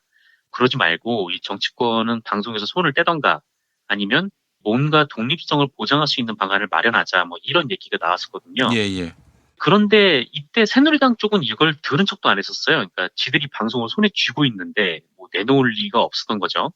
그래서 민주당이 이 당시 여당이 될 상황임이 유력함에도, 그러니까 여당이 아니었을 때도 이 여권의 기득권을 내려놓는 법안을 발의를 했었는데, 근데 이제 새누리당은 지들이 곧 야당이 될 거를 알면서도 당장 장악하고 있는 방송을 못 내놓으니까 이거를 논의조차 안 했었거든요. 그런데 실제로 더불어민주당이 여당이 되니까 이 자유한국당 애들이 그제서야 더불어민주당 문재인 정권이 방송을 장악했다 이러면서 더불어민주당 너네가 제2한 법을 통과시키자 이렇게 나왔던 거죠. 그런데 그렇게 떠들던 자유한국당 그리고 김성태 원내대표가 지금 방통위에 최기화, 김도인 두 명을 꽂아가지고 이 사람들을 심어라 이렇게 협박을 했다라는 거잖아요. 김현 전국언론노조 MBC 본부장이 이런 말을 했는데요. 방통위는 자유한국당이 딱 두 사람 찍어 내린 명단을 승인했다라면서 김석진 위원, 그러니까 이 김석진 위원은 자유한국당에서 추천한 방송통신위원입니다. MBC 출신이죠. 네, 그렇습니다. 김석진 위원이 김성태 원내대표가 워낙 강경하게 밀어붙였다라고 하면서 안 그러면 내가 그만둘 상황이었다. 이렇게 얘기를 했다라는 거예요. 그러니까 방송통신위원회는 물론 여야 정치권에서 임명을 해서 들어오기는 하지만 정치적으로 완벽하게 독립되어 있어야 되는 합의제 기구입니다. 그래서 일부러 이제 합의제라는 틀로 만들어 놓은 거예요. 그런데 이 김성태라는 자가 자당이 추천을 했다고는 해도 독립적이어야 할 방통위원을 불러다가 최기하, 김도인을 뭐 박문진 이사로 꽂으라 이렇게 지시를 했다라는 거죠. 예. 여기에 또 독립적이어야 할 김석진 방통위원은 내 목이 날아가게 생겼다라면서 이 두 사람을 무조건 밀어붙였다는 거고요. 예. 그러니까 이게 지금 뭐 문재인 정부에 의해서 방송이 장악당했다 이렇게 생난리 쳤던 게 다 개구라였다는 거죠. 자유한국당이 지금 방송을 장악하고 있어요. 네, 왜냐면은 지금 여당에서 어떤 인사를 내집꽂으라 뭐 이런 얘기가 나온 게 아니지 않습니까? 예. 지금 자유한국당에서 이런 얘기가 나온 거잖아요. 그러니까 얘네들이 지금 언론을 어떻게 보고 있는지 뭐 이것만 봐도 여실히 드러나고 있는 거죠. 그리고 지금 방통위도 제가 봤을 때는 좀 문제인데요. 예. 애초에 지금 박문진 그리고 KBS 이사진을 선임하는 과정에서 투명하게 공개하라 이렇게 시민단체들이 얘기를 했었거든요. 그렇습니다. 근데 방통위는 충분히 그럴 수가 있었습니다. 왜냐하면 이 과정은 방통위가 공개를 할 수가 있는 거예요. 그러니까 여당 추천, 야당 추천 이렇게 나눠져 있다고 해도 임명권을 방통위가 가지고 있으니까 아니 어느 정당에 누가 누구를 추천했는지 또 방통위가 그 추천된 사람들 중에서 어떻게 논의를 해서 누구를 선임하기로 했는지 이 정도는 공개를 할 수가 있는 거 아닙니까? 예. 왜냐하면 뭐 여야가 추천한다고 해도 엄연히 임명권이 방통위가 있으니까요. 그런데 방통위는 무슨 뭐 투명하게 공개한다라고 하면서 지원자 명단만 공개를 했어요. 그러니까 이 지원자가 누구의 추천으로 왔는지 그렇지. 또 어떤 생각으로 왔는지 이거를 공개를 하지도 않고 그냥 이름만 딱 공개를 해놓고 막상 이 결정하는 과정은 완전히 얘기가 안 나오게 문을 닫아놨다는 거죠. 그래서 이게 언론단체들은 물론이고 PD저널에서도 아니 대체 이 사람들이 누구의 추천을 받아서 이사진에 지원을 했는가 뭐 이거에 대한 정보 공개 청구를 했거든요. 예. 그런데 이걸 또 방통위가 거절을 했습니다. 그때 거절을 하면서 내놓은 해명이 좀 이해가 잘 안 가는데 뭐 어떤 내용이었냐면 공영방송 이사 추천 정보는 임원 선임 이후 결정에 대한 시시비비에 휘말리게 되는 등 공정한 업무 수행에 현저한 지장을 받을 수 있다라는 거예요. 예. 그러니까 한마디로 누가 추천했는지 알면은 사람들이 욕을 하니까 공개를 할 수 없다라는 건데 예. 저는 솔직히 좀 이게 잘 이해가 안 가더라고요. 그러니까 방통위가 지금 사람들한테 욕을 먹는 게 중요한가 아니면은 박문진 이사가 뭐 욕을 먹는 게 중요한가 아니면은 공영방송 이사의 실체를 대중들 앞에서 확인을 시키는 게 중요한가 이 부분에서 선택을 하려면 당연히 한쪽으로 기울 수밖에 없는 거니까요. 그래서 저는 뭐 방통위가 처음에 뭐 이사 임명을 위해서 정보 공개를 한다라고 했을 때 이게 좀 사실 좀 의아했었거든요. 왜냐면은 그동안 방통위가 그냥 여당 추천, 야당 추천만 명단을 받아가지고 그냥 발표만 했으니까. 근데 지금 이 사람들의 이름을 공개하는 게 무슨 의미가 있는 건가라는 궁금증이 좀 들어서 예. 이거를 취재하는 이제 미디어오늘 금주경 기자한테 좀 물어봤어요. 그래서 아니 방통위는 임명권이 아마 여당, 야당 이렇게 나눠져 있을 텐데 뭐하러 지금 이거를 명단을 공개한다는 건가 막 이렇게 물어봤는데 그때 이제 방통위 생각이 이랬다는 거예요. 그러니까 어쨌든 뭐 여당, 야당 추천해서 사람들이 지원을 쭉 하겠지만 하지만 임명권은 방통위가 행사를 하니까 뭐 방통위가 나름 적극적으로 임명권을 행사를 하겠다라는 거다라는 거예요. 이게 말하자면은 최기화나 김도인은 깜이 안 되니 이 사람은 안 된다라고 마음만 먹으면 얼마든지 방통위 차원에서 커트시킬 수 있었다 이런 얘기입니까? 네, 그렇죠. 그러니까 뭐 여당 추천, 야당 추천을 받아서 사람들이 이사에 지원했을 테니까 그 안에서의 임명권은 방통위가 행사하겠다. 저는 이렇게 알아들었는데요. 예. 그런데 정작 김성태가 이 두 명 딱 명단을 찍어서 내려보내니까 이제 방통위가 그대로 거수를 했다는 거죠. 뭐 물론 이 방통위원 5분 중에 한 명인 김석진 위원이 밀어붙였겠지만 하지만 뭐 이게 다수결로 하면 뭐 결국은 막을 수 있는 거 아니었겠습니까? 그렇죠. 뭐 사실은 야당 성향 둘, 나머지는 여당 성향인데 그나마 또 야당 성향인 방통위원 중에서 표철수 씨 이분 같은 경우 바른미래당 추천이긴 하지만은 제가 봤을 때는 말이죠. 이분이 방송 개혁에 있어서 상당히 의지가 있고 또 마인드가 있는 분이란 말이죠. 그래서 제가 봤을 때 그분은 바른미래당의 이익을 대변할 분은 아닌 것 같아요. 옳으냐 그르냐 이 부분만 갖고 판단하는 분인데 그러면 김석진 혼자 지랄하는 거거든요. 그렇죠. 그럼 이거를 뭐 충분히 막을 수 있었을 텐데 사실 방통위가 구성될 때 뭐 사실상 4대1 아니냐 이렇게 얘기가 있었거든요. 그래서 합의제 기구니까 합의를 하는 게 가장 좋은 모양이긴 한데 근데 어쨌든 표결로 갈 수밖에 없는 상황도 있을 수 있는 거고 그때 뭐 3대2도 아니고 4대1이면은 워낙 압도적이니까 이게 통과가 가능한 거잖아요. 그래서 어느 정도 좀 막거나 아니면 김성태가 찍어서 내려보냈다고 해도 아니 아무리 생각해도 이 두 사람은 한 명은 아예 지금 MBC 부당노동 행위 관련해서 재판에 걸려 있는 사람이고 한데 그렇습니다. 예. 적어도 한 명 정도는 막아냈어야 하는 거 아니냐 좀 이런 의문이 좀 들더라고요. 예. 그런데 지금 이렇게 자유한국당이 꽂아놓는 애들 그대로 임명할 거면은 뭐하러 후보자 공개를 했는지 그것도 잘 모르겠다는 생각이 좀 들고요. 어쨌든 그 이후에 지금 최기화하고 김도인이 지난 목요일 방문진 회의 때 처음으로 출근을 했더라고요. 이때 그 MBC 구성원들이 모여서 김도인, 최기화 물러나라 이렇게 구호를 외쳤거든요. 예. 그래가지고 MBC 구성원들이 최기화한테 당신 뭐냐 어떻게 왔냐 뭐 자유한국당 오더가 있었냐 이렇게 따지니까 최기화가 MBC 구성원들한테 답변하지 않을 권리가 있다 뭐 이런 말을 했답니다. 그리고 또 미디어오늘 기자한테 뭐 욕설한 거 사과했냐 이렇게 최기화한테 또 물어봤더니 최기화가 얘기했다라고 답변을 했다라고 하더라고요. 그런데 이제 제가 알기로는 금충경 기자는 아직 사과 한마디 못 들은 걸로 알고 있고요. 엉뚱한 사람한테 사과한 모양이군요. 그러게 말입니다.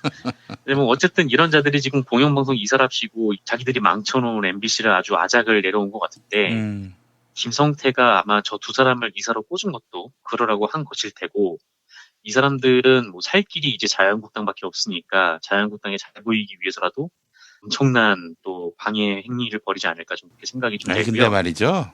극소수 아니에요? 의결권 해봐야 뭐 전혀 먹히지도 않을 것이고 또 최기화하고 김도인이 어떤 사람인지 다 알고 있으니까 무슨 좋은 얘기를 해도 다수의 의견이 될 수가 없습니다. 그렇기 때문에 한번 가서 소수의 비애를 경험해 보면 될 것이고요. MBC 사측은 MBC 사측대로 이자들을 아주 법정에서 시원하게 혼쭐을 내는 대응을 해야 하지 않겠는가 하는 생각이 듭니다. 절대 시간은 최기화나 김도인의 편이 될 수 없다. 이 점을 또 얘기하고 싶고 최기화하고 김도인이가 또 방송문화진흥회에 나가는 길에 준비한 멘트를 알렸더라고요.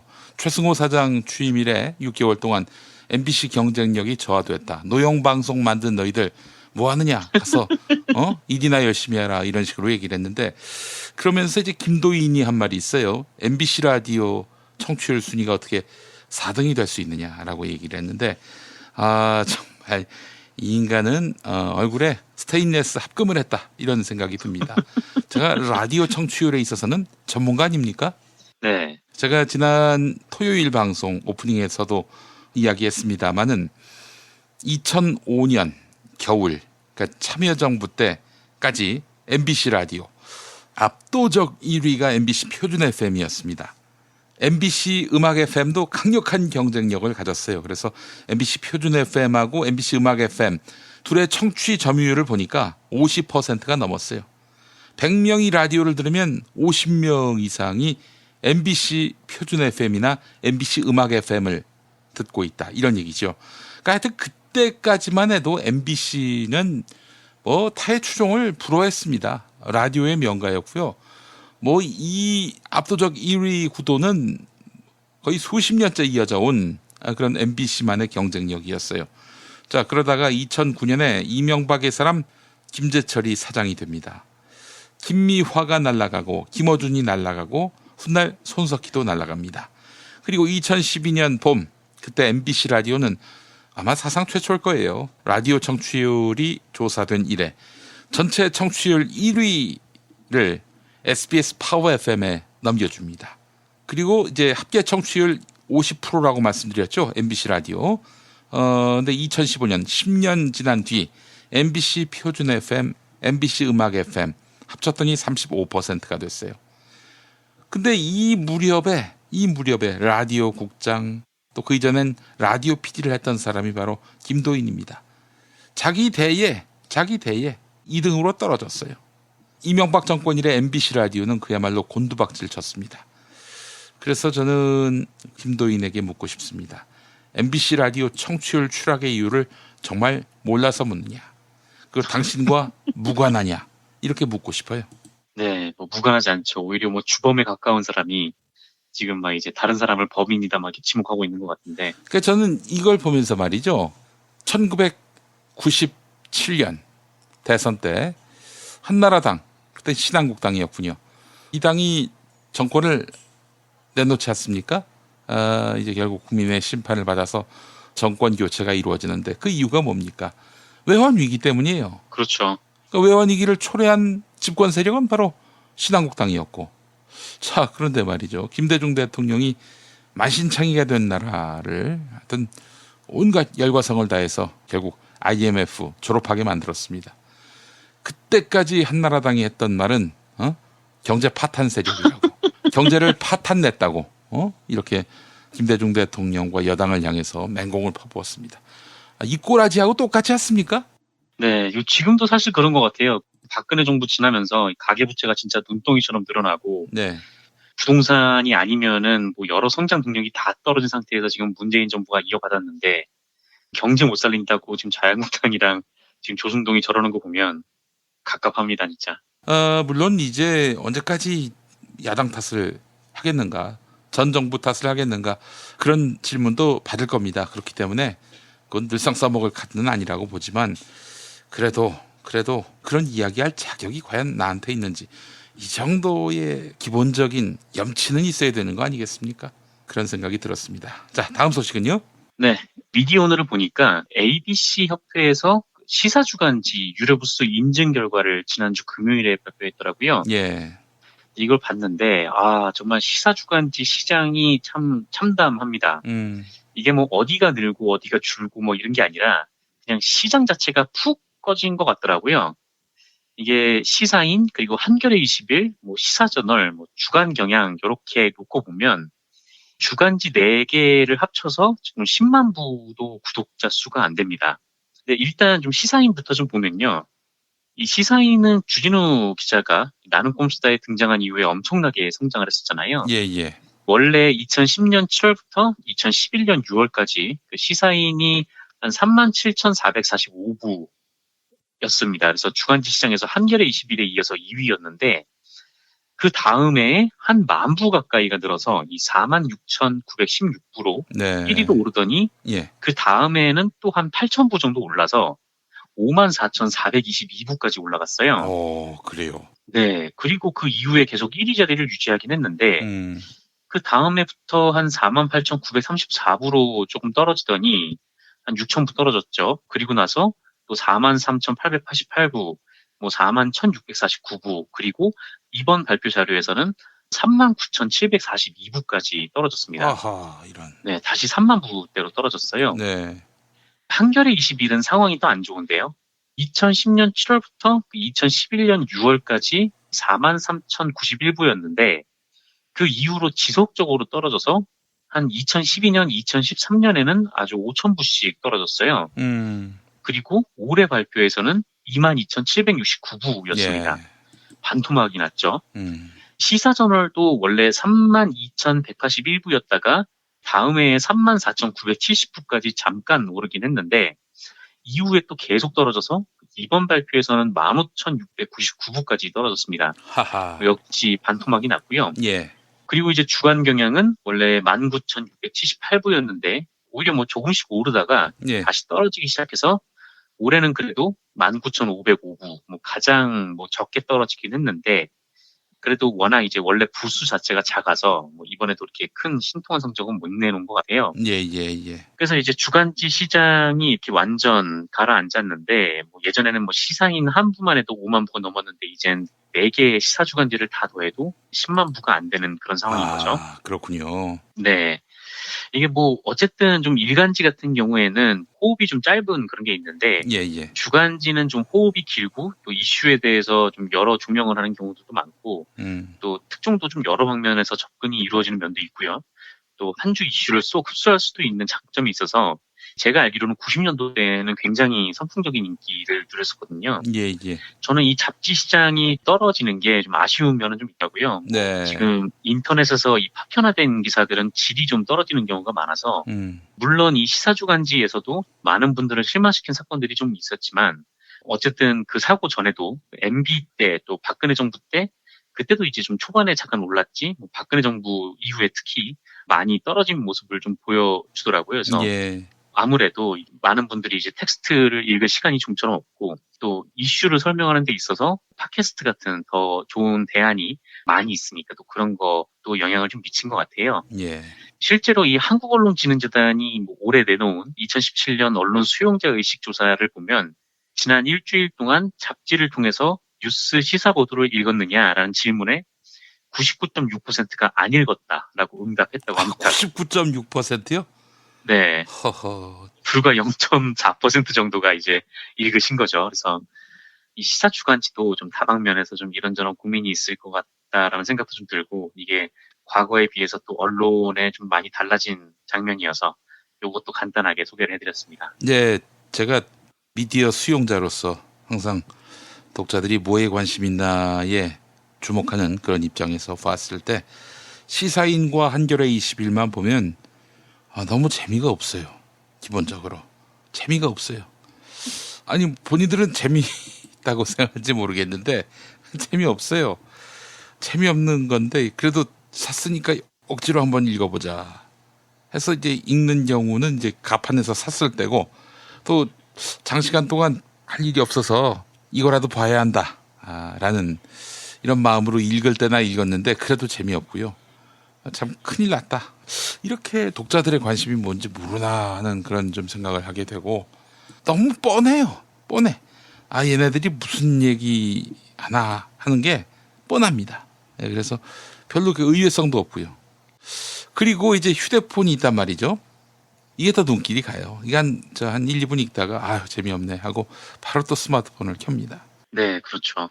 근데 예전에는 어쨌든 한 주간의 이슈를 좀 정리를 해준다, 좀 그런 느낌이 있었는데, 이제 핸드폰 키고 뭐 팟캐스트나 뭐 유튜브를 보면은 그런 정리를 해주는 프로그램들이 굉장히 좀 많거든요. 그래서 아무래도 그런 메리트도 좀 없어지지 않았나, 그런 생각도 좀 듭니다. 그래서 제가 봤을 때는 앞으로는 주간지가 바뀌지 않으면 더 곤두박질 치겠다 하는 그런 생각이 들어요. 네네. 그래서 결국에는 독자들 다 떨어져 나가고, 그때 가서 이제 후회하기 전에 뭔가 좀 내용을 달리 했으면 좋겠고, 특히 그 젠더 문제와 관련해서는 의외성이 제일 없어요. 당연히 페미니즘 입장에 서야 하고, 그렇지 않은 다른 페미니즘의 이견이 있는 주장이나 논평은 뭐 한 줄도 못 씻습니다. 한 번에 다 이해가 돼요. 제목만 봐도 압니다. 영화도 그렇잖아요.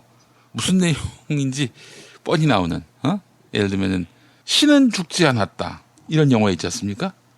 이건 기독교 영화구나 라는 생각이 단번에 들지 않습니까? 네. 예, 뭐 더 볼 것도 없이 의외성 확 떨어지고요. 그런 느낌을 주기 때문에 시사주간지가 의견이나 논조의 편중됨, 이런 것들을 극복하지 않고서는 이거는 답이 없다. 기본적으로 재미가 없다. 이 점을 분명히 각성하고 대안을 마련해야 하지 않겠는가 하는 생각도 들고요. 뭐 그런 생각을 해봤습니다. 뭐 그냥 제가 단순히 독자들이 뭘 좋아하는지에만 주안점을 두고 말씀드린 거지, 뭐 주간지들이 보도하는 내용들이 가치가 없다, 그런 것들은 무의미하다, 이런 차원에서 드리는 말씀은 아니니까 오해는 없으시기 바라겠습니다. 예. 자, 우리 정상근 기자님 수고하셨습니다. 네, 고맙습니다.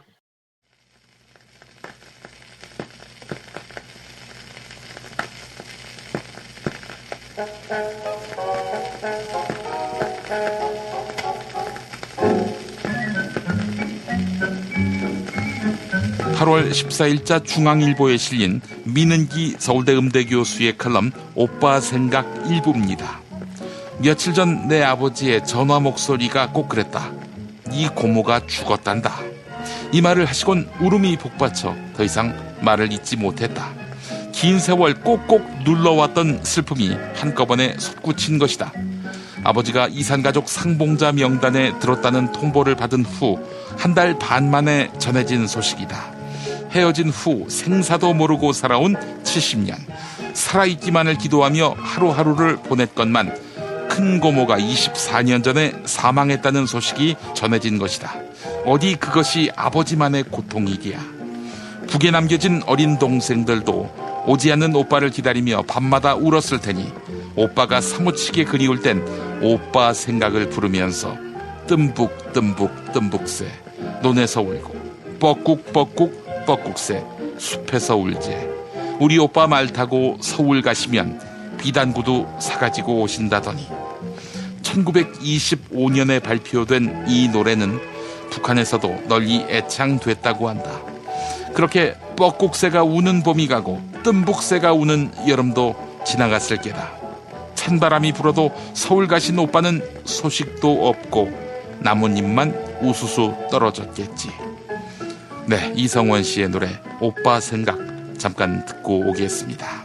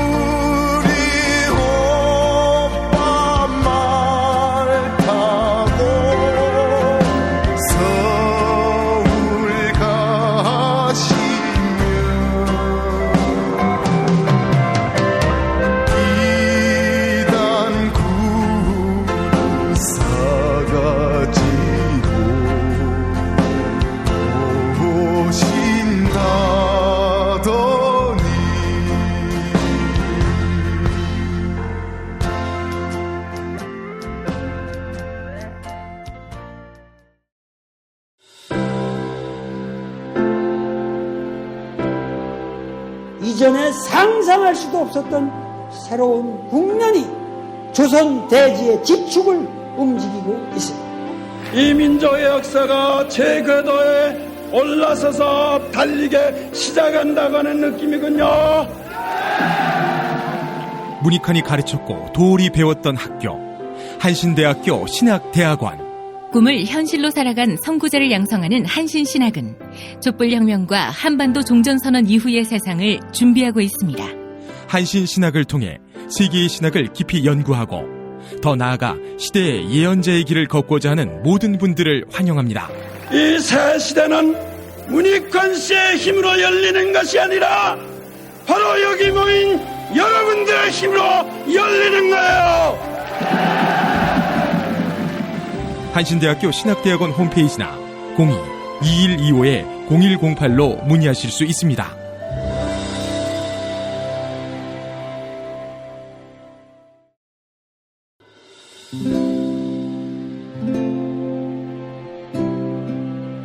문익환 목사님은 우리 남북 관계에 있어서도 큰 정기를 마련해 주셨습니다.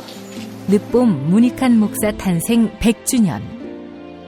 민주화와 통일운동을 위해 11년 4개월간 옥고를 마다하지 않은 행동하는 양심.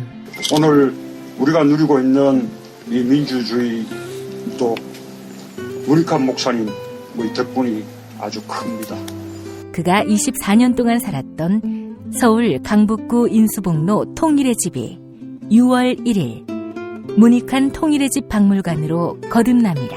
사람들이 이렇게 항상 북적북적 이렇게 했던 공간이라 아버지한테만 아니라 우리 모두들한테 굉장히 큰 의미가 있는 통일의 역사를 기억하며 통일의 길을 모색하는 문익환 통일의 집 박물관 기념사업 추진위원으로 함께해 주시겠습니까? 이건 단지 어떤 유가족들의 유산이 아니라 우리 시대가 가지고 있는 유산이기 때문에 자세한 안내는 포털 사이트에서 문익환 통일의 집을 입력해 주세요.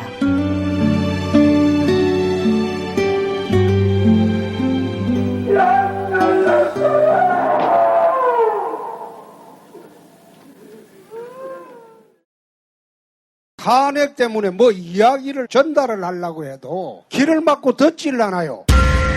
해족 수준으로 쪼그라든 한국 보수. 회생의 길은 과연 있을까? 변화된 정치 환경, 갈 길 잃은 보수에게 새로운 희망을 제시한다. 애국 보수의 화려한 부활과 집권을 위한 본격 가이드, 김용민의 신간, 보수를 지켜라.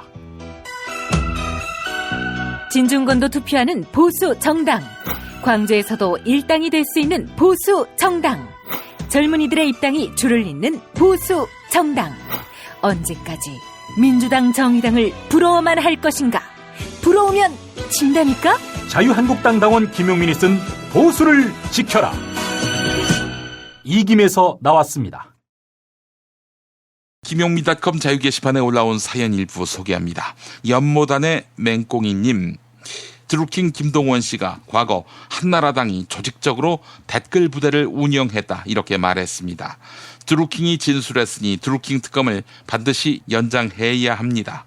자유한국당 김성태 원내대표님 답변 부탁드립니다 라고 하셨고, 박경희 소나무님, 응원하고 지지합니다. 늘 깨어있는 방송 감사합니다 라고 말씀 남겨주셨습니다. 2018년 8월 20일 월요일 김용민 브리핑 모두 마칩니다. 애청해주신 여러분 감사합니다.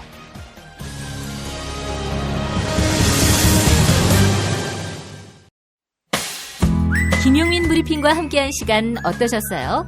다음 시간에도 보다 바르고 알차며 즐거운 정보로 여러분을 찾아가겠습니다. 팟캐스트 포털 팟빵에서 다운로드하기, 구독하기, 별점 주기, 댓글 달기로 응원해주세요. 잊지 마세요. 다운로드하기, 구독하기, 별점 주기, 댓글 달기.